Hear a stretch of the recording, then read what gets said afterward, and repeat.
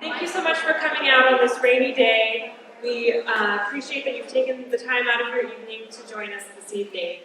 So my name is Emily Rogan. I'm the Chief Operating Officer of United Policyholders, the nonprofit organization that is presenting tonight. Before we get started, I'm going to have Barbara Tobin from Jewish Family and Children's Services come up. They are co-hosting this workshop to talk a little bit about their resources. I just really want to say thank you to United Policyholders for partnering with us to make these workshops possible. Everything I've heard from folks who have been in the previous ones were that they were incredibly helpful. So we're very proud to be a part of that. Jewish Family and Children's Services have been serving the San Francisco Bay Area for 167 years, and we will be here for you for the long term. We serve the whole community, and we welcome you coming and talking with us about the kinds of support that you might need moving forward. Thanks. All right, thank you, Barbara.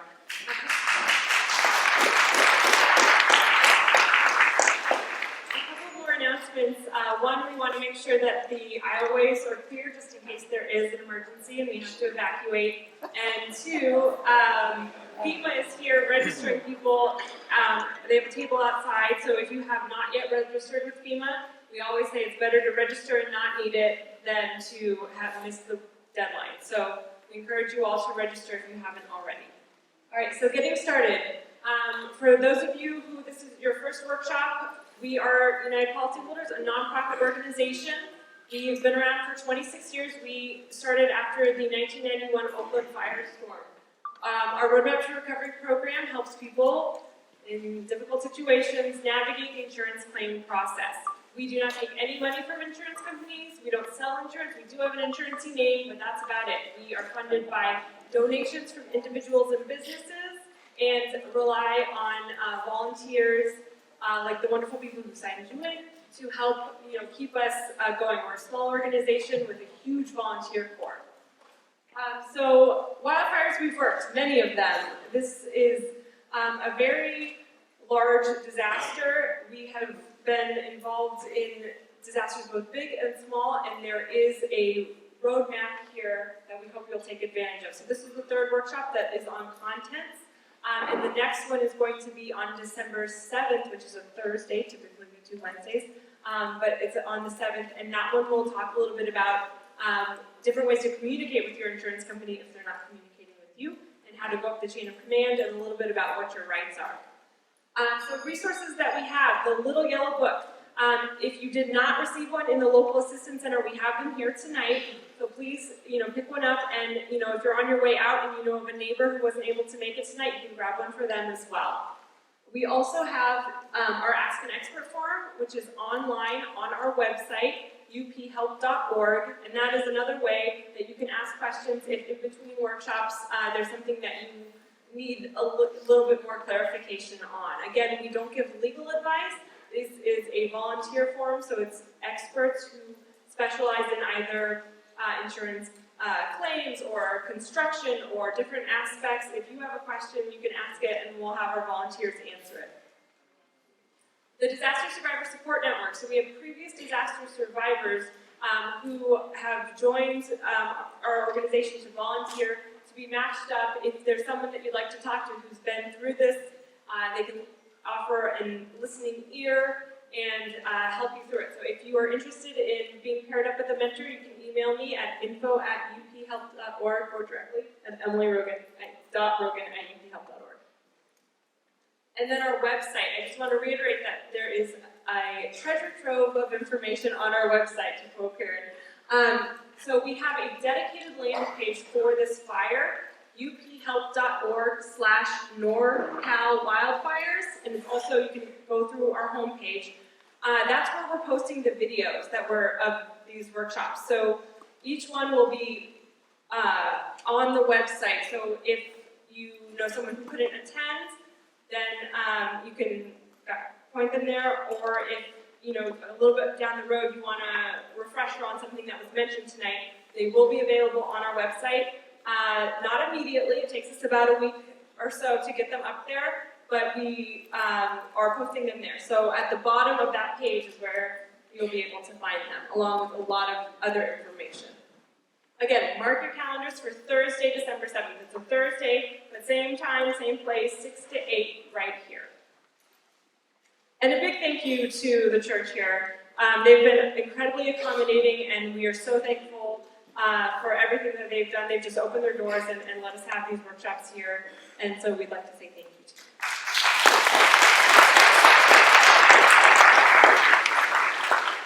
All right, in the fine print, this information provided is intended for general purposes only. We're not giving legal advice by any means. Our volunteer speakers are volunteering their expertise, and we don't warrant or endorse the quality or services of any volunteer, meaning we are providing you an educational component, and that is all.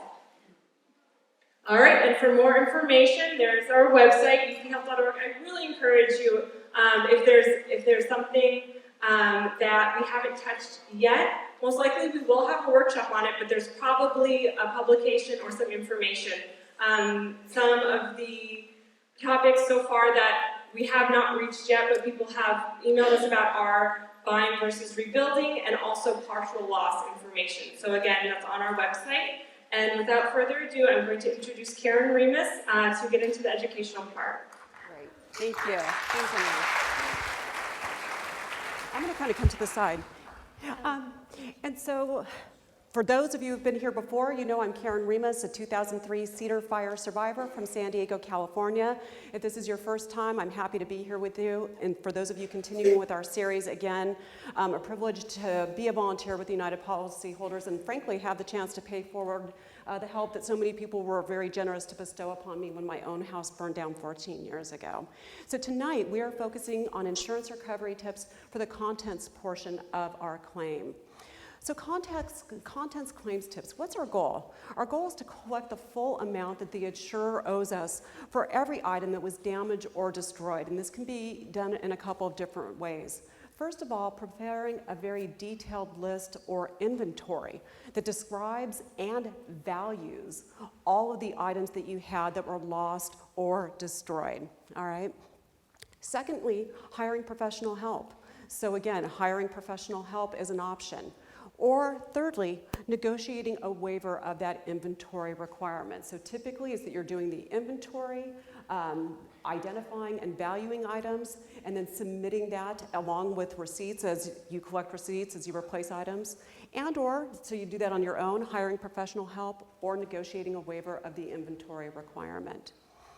First of all, make sure you're very clear about knowing your limits. What you want to do is start on your deck page and start with the dollar limits for your contents coverage. That's our starting point, all right? So what is your contents coverage? Seek out any and all endorsements or extras that you might have in any policy language that might potentially add to that. And do the math. Typically, the contents coverage is a percentage of the dwelling coverage in most of these insurance policies.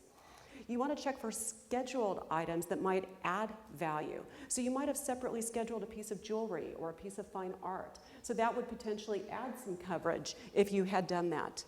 You also want to check your limits for sub-limits. Some categories of items have sub-limits within your policy language such that the insurance company will only cover up to a certain amount for that category of items. Examples could include firearms, jewelry, watches. There might be others, but this is going to be in your policy language, all right? Stay organized. We talked about this on our very first meeting, the importance of making yourself an organizer and just keeping everything in one place and organizing everything. Keep detailed notes of conversations that you have with insurance company adjusters and or representatives. Easiest way to do this is with a claim diary. Doesn't have to be anything fancy. You don't have to buy any book that says diary on it. Go get a spiral notebook from CVS. And literally, when you have conversations with your adjusters, take notes. Who was it that I spoke with? What date was it? And what was the substance of that conversation? Were there any promises made or representations made? It's important because especially in a wide-scale disaster like this, it's not uncommon to have rotating adjusters. Multiple adjusters come in just because it's such a widespread loss and disaster. So again, keeping track will allow you to see this claim move forward, and then if there's any, you get a new adjuster who says something like, hey, I haven't heard about that, you know, maybe some sort of promise or representation was made, you can look right into your claim diary like, oh, I had a conversation with this person by this name from your company, and this is what they said. So it just allows you to keep track. Ideally, you would not only be keeping that claim diary, but if there are promises that are made, we would also encourage you to confirm those in writing, all right? Because again, you want to create a paper trail. The more you document, typically the smoother these claims go. It'll help avoid you know, discrepancies or disagreements later. So creating a paper trail is a good idea. And remember, emails count. So again, if you're like, I've already got a to-do list 1,000,000 miles long, you know, you just do the very best that you can, all right? So again, I know it may seem tedious, and I'm not saying it isn't. When I was first given this piece of advice, when my own house burned down, I was like, I don't even know what day it is most days, so I don't know how I'm going to do the date in that claim diary. But you know, you just do the very best that you can. And I can even say that in my own claim, some things that were said earlier became important later on, and I was glad that I had kept track. Try not to be rushed. It's easy to say, but it's hard to feel and internalize, all right? It takes time to document your losses and really calculate the amount of money that it will take to make you whole. So try not to be rushed. In terms of the contents claim, there's a lot of lingo involved. So learning the lingo is an important first step. Some of the most important terms that you're going to want to try to wrap your head around are these terms: depreciation, actual cash value, also often referred to as ACV, replacement cost, and the term holdback. Depreciation is the loss in value for an item of personal property from all causes, all right? Wear and tear, age, etc. All right, so it's the loss of value that an item of personal property has from any cause. Depreciation matters. It's an important concept on the contents portion of the claim, particularly, because coming up with the cash to buy replacement items can be hard. So especially if your insurer has heavily depreciated your items. So again, it's important to understand the concept of depreciation, and we're going to be talking about ways you can push back against depreciation as we move on, but it's an important concept. Actual cash value, also known as ACV. ACV is the pre-loss value of an item, all right? Sometimes explained as the price that a willing buyer would have paid on the day before the loss, all right? Some policies are going to limit your contents claim to ACV only, all right? So again, you'll want to be clear. Do you have an ACV policy or do you have a replacement cost policy on those contents? It is also sometimes defined by the following formula by adjusters or insurers. Replacement cost, that's the cost to replace it in current dollars, minus depreciation equals actual cash value. So you'll often hear that thrown around as a calculation for actual cash value. Replacement cost, so we talked about, again, depreciation, it's important. ACV, replacement cost, RC. RC is the price that it would cost to actually replace the item that was, or to repair or replace the item that was damaged or destroyed. Most policies today are RC policies, replacement cost policies, because they're supposed to cover the cost of replacing what you lost. To collect the full amount that you're entitled to under a replacement cost policy, you're going to actually have to replace the items and provide the insurance company with a receipt for that item. So to get that differential between the ACV and the RC, right? So actual cash value, RC minus depreciation equals ACV. To capture that RC, that delta between the ACV and the RC, means that you're going to have to replace it and typically going to have to provide a receipt for that item to your insurer, most commonly. Holdback. Holdback is an amount of money that your insurance company holds back from a payment to you because of depreciation. All right, so that's what that delta is called, all right? That's the holdback. Now, importantly, remember that depreciation is negotiable, all right? And remember, the more depreciation that your insurer applies, the less money that you collect. There's really no official standard on how much depreciation should be applied. So it can be hard to pin down an adjuster on how they applied the depreciation that they applied to the items in your contents list, all right? So it's important to know this because these calculations affect your pocketbook, all right? So just even understanding this process is important.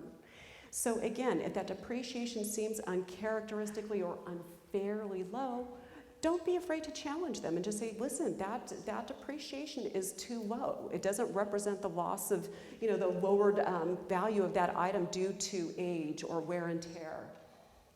And you can always ask your insurance company in writing to provide you with a copy of the depreciation schedule that they are using. Again, no harm in asking for that. Put that request in writing. Remember, when it comes to depreciation, age isn't everything. So again, condition can be more important than age, so your inventory should list age and condition. Even if an item is old, it may be in good condition. And remember, only you know the condition of your destroyed items. Nobody's got better knowledge about the condition of your destroyed items than you do. So again, look at this graphic. Look at the couch on the left. Grandma and grandpa, they're just kind of chilling out. There's nobody jumping on the couch. Family with no children, 5-year-old sofa. Okay, maybe 20% depreciation, right, over 5 years, because it's gotten very, very light to minimal use. Contrast this over here. This reminds me of my family about 10 years back. Family with kids and pets, 5-year-old sofa. Everybody's on it. Everybody's jumping on it. It's a free-for-all over here. Maybe 80%. So again, age is not everything. Condition is an important way that you can push back against excessive depreciation, arguing about the condition of the item. Again, excessive depreciation is a common problem, all right? So again, don't feel that you have to take excessive depreciation, argue about the condition of the item, all right? That's a way you can push back, as well as, again, doing further research on depreciation guides. We'll get there in a second. Here we go. Depreciation guides can help you argue that maybe, hey, the percentage that they've applied of depreciation is too excessive. And again, there's not an official depreciation guide. That would be a help, but there isn't. But there are some places that you can go to try to access other consumer-friendly and accurate depreciation guides. www.uphelp.org. You've got, again, samples of consumer-friendly sample depreciation guides. Also, claimspages.com offers a list of standard depreciation amounts, and there's a website link right there. All right, so again, other sources to find depreciation guides. Now, if an insurer tries to apply a fixed amount of depreciation across the entirety of your inventory, challenge them. Remember, negotiate depreciation and ACV holdbacks on a case-by-case basis to reflect the true condition of the item lost. And again, adjusters may try to depreciate all items across the board by a set percentage, all right? You can either negotiate a much lower percentage or insist that items be depreciated individually.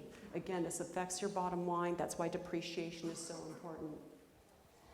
Remaining life expectancy, again, that's another argument that you can make. You can argue that really depreciation should be based upon the remaining life expectancy of an item, not necessarily the age of an item.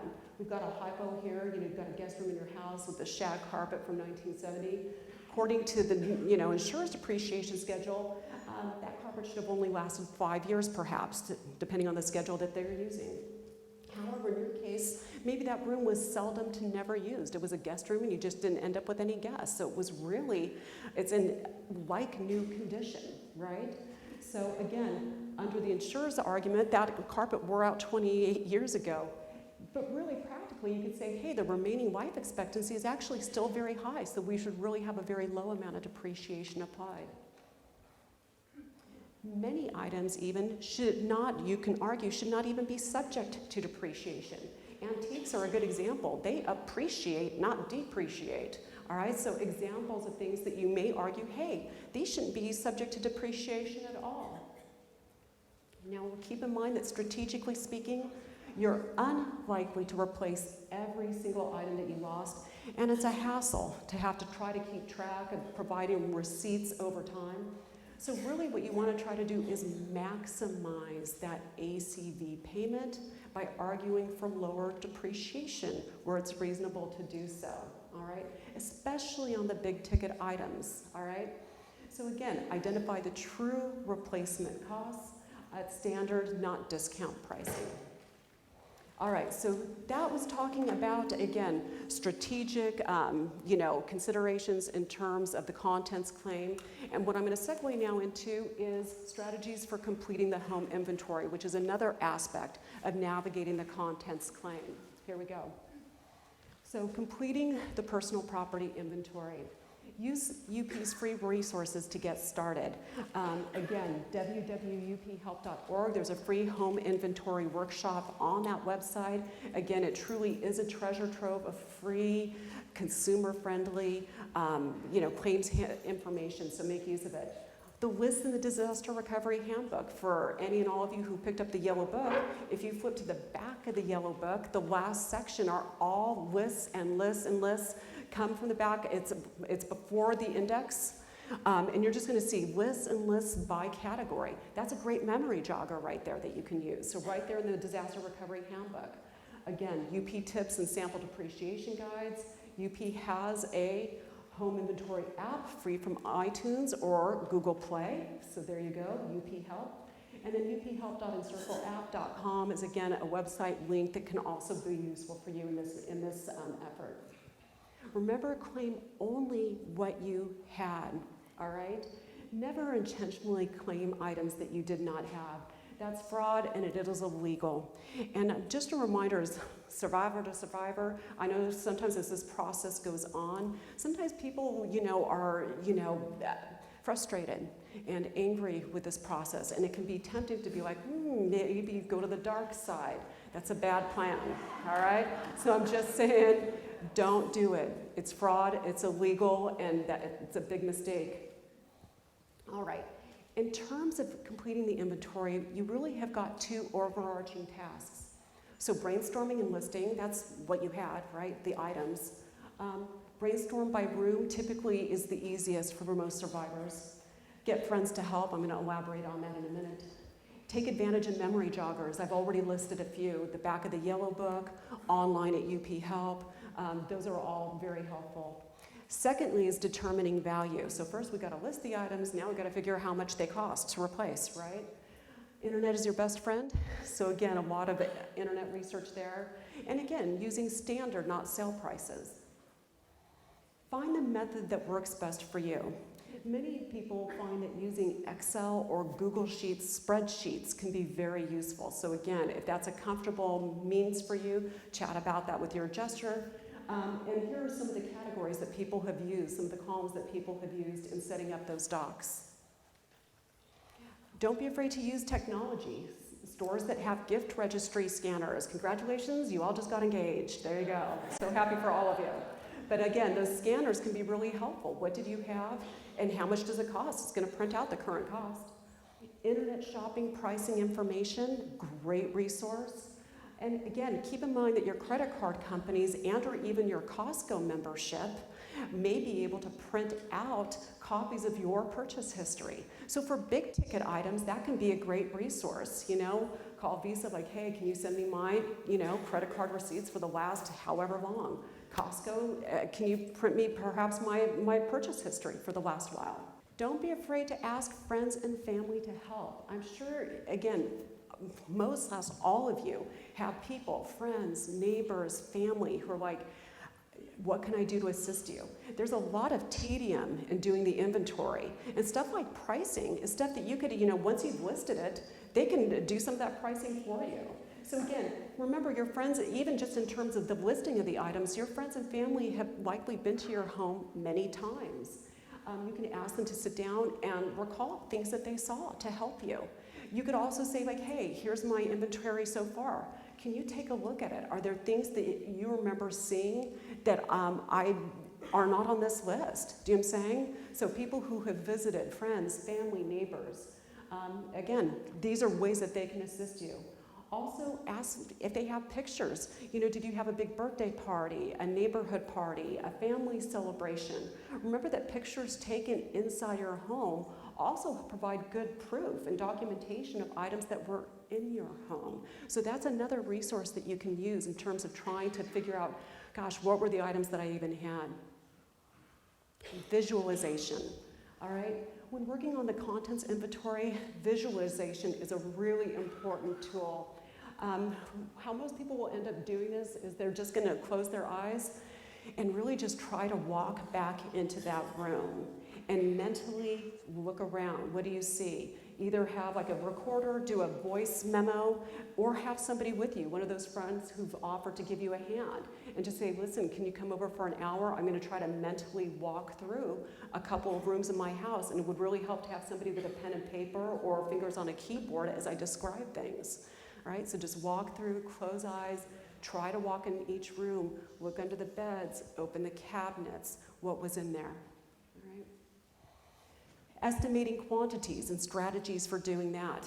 All right, like say dress shirts. Suppose you had enough dress shirts to fill up 30 inches of, rack space. All right, go to a friend's, closet or a store and arrange the shirts as, as you had them. How many are in that? Do you know what I'm saying? If you're like, I had about this much space of dress shirts, go to a store, or a friend's closet. Okay, about this much, it was kind of at this depth and kind of this density. How many was that? Do you know what I'm saying? That can help. Count them and find an average. And then again, work on that to extrapolate your pricing. Estimating quantities, books and CDs, a similar strategy, you guys. Remember, books and CDs are generally stored on shelves or in stacks. Estimate how many feet you had as part of that visualization. All right, we had about 3 feet. All right, so from that, you're gonna do 1 foot, stack them up. How many do you have? And then multiply, all right? So again, book prices, you can do this also with books, but book prices may vary, that's true, but are typically fairly consistent within type. So if you're like, I had about 3 feet of fiction, do you know what I'm saying? There's generally a fairly consistent pricing within type for books. At a large bookstore, again, you can measure on the shelves and find an average price by type. These are all strategies to help you complete this inventory. Keep a running list on you, all right? So again, you never know where you're gonna be when you remember something that you had. All right, so whether it's a notepad in your purse or open up a new note in your smartphone under the notes section, contents stuff, contents. So again, if you're like, you walk somewhere and you're like, wait, I used to have that, pull it out, write it into your smartphone, or pull out that, pad you have in your purse. Emotional aspect. All right, you guys. Many have described, previous disaster survivors have described completing the inventory as one of the most emotionally devastating parts of the insurance recovery / the entire recovery, all right? Some have found it easier to work with friends, family in the preparation, and or work with other fire survivors. So again, it can be very tough. I don't know about you guys, when my house burned down, I was trying to forget everything that had burned down. I was not trying to remember it in painstaking detail. All right, so it's a tough process. Have friends and family. Have them just even sit there with you. Not only practically, they can be pricing stuff on the internet as you're listing it, but for emotional support. I know other fire survivor communities, groups of people have said like, hey, it's, Taco Tuesday and inventory night, let's get together either at so-and-so's rental or over at, Panera, and we're all just gonna, as it turns out, as we all know, misery does love company. It's hard, and it's true, it helps to be together when you're going through some of these tough aspects. Frankly, I don't think, nobody quite gets it like a fire survivor. Do you know what I'm saying? Having to go through this and list all this stuff out. The emotional aspect, again, just have friends and family there available. I remember doing, I was working on the inventory, I think it was around maybe November, December. My house burned down close in proximity to the time your guys did timeline. Mine was October 26th, and I want to say it was about a month and a half after. And I was in my rental house, and my 2 best friends had come over, and I was working on the inventory. So they, we were sitting there, I was very crafty in a previous life, and so they brought over like the Michael circular. I'm like, okay, did you have pipe cleaners? Did you have pom-poms? Did you have a glue gun? You know, we're just, right? This is how you do it. They were supporting me. My husband was upstairs reading through the policy because I was attacking the contents. He was familiarizing himself with the policy. We're trying to do a divide and conquer. We've been working on this inventory for quite a period of time, and then all of a sudden, like, one of my BFFs, she goes, googly eyes. She goes, do you have googly eyes? Those little eyes. I was like, what? And she's like, those little things you put on, like, you know, when you're making a little craft and you want it to have eyes. And I was like, googly eyes? And I literally, that was it. I started laughing and crying at the same time. And I was just like, my house is burned down and we're discussing googly eyes? This is not good. And I just remember that was it. I couldn't stop crying for about 15 minutes. And I just remember they yelled up to my husband, we're done with the inventory for today, you know, so, you know, it's tough. So just get that support, it really helps. Tolerance for the process. All right, no one but you can assess your tolerance for this process, all right? Some people may have the need or the desire to recover every dollar in their contents coverage to make them whole, absolutely. Some may settle for less, you know, knowing that they're leaving money on the table. So in other words, it's not for anybody to say to you that you have to go down to the last dollar. That's a decision for you. There's gonna be fire survivors who are like, listen, to be made whole, I do have to recover every single dollar of this. And I'm gonna have to do this inventory or find a way through this or hire professional help, et cetera, to get through this process. There are gonna be others of you who are like, hey, the insurance company has offered me a percentage. That sometimes happens.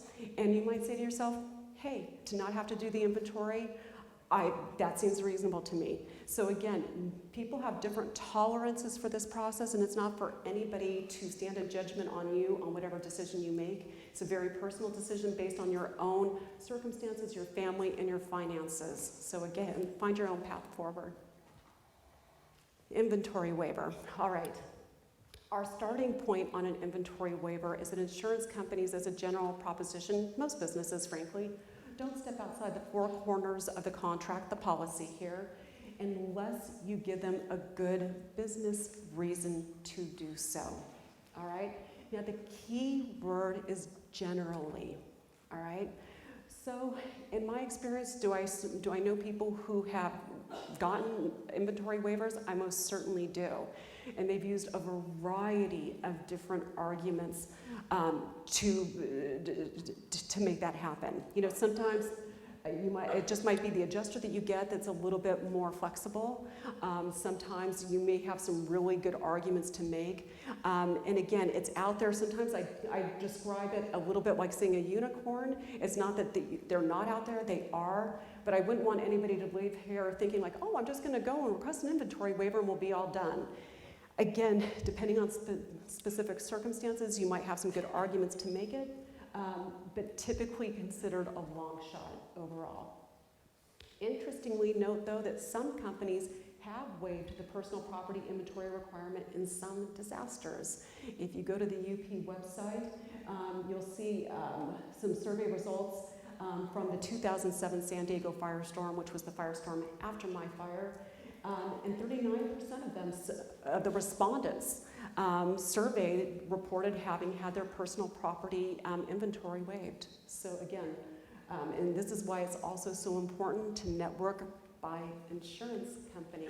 Has anybody in your insurance interest group had their inventory waived? If so, how did that happen? Who was the adjuster? What were the arguments they made? This is why, again, networking and, again, connecting with your other insureds is really an important strategy.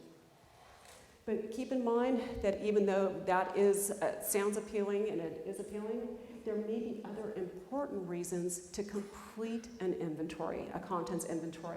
For example, there could be income tax implications. So you want to talk with your tax professional. Hey, if it turns out that I'm underinsured and et cetera, could I take this potentially as a loss? That's a good discussion to have with your tax professional. So there could be other reasons that you want to complete the inventory.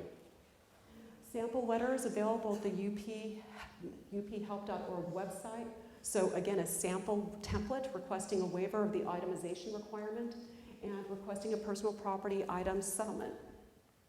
Professional help, again, public adjusters and or home inventory specialists are out there. And if you get into it and you're like, hey, this is too much time, too much effort, too much emotion, I really could stand to have some professional help. That's out there. So see UP tips for hiring professional help at www.uphelp.org. Generally speaking, be polite but assertive to ensure that you recover a fair settlement, all right? Give your insurance company the chance to do the right thing, but don't be a pushover, right? And remember that this is a business negotiation with a for-profit organization, all right? Questions?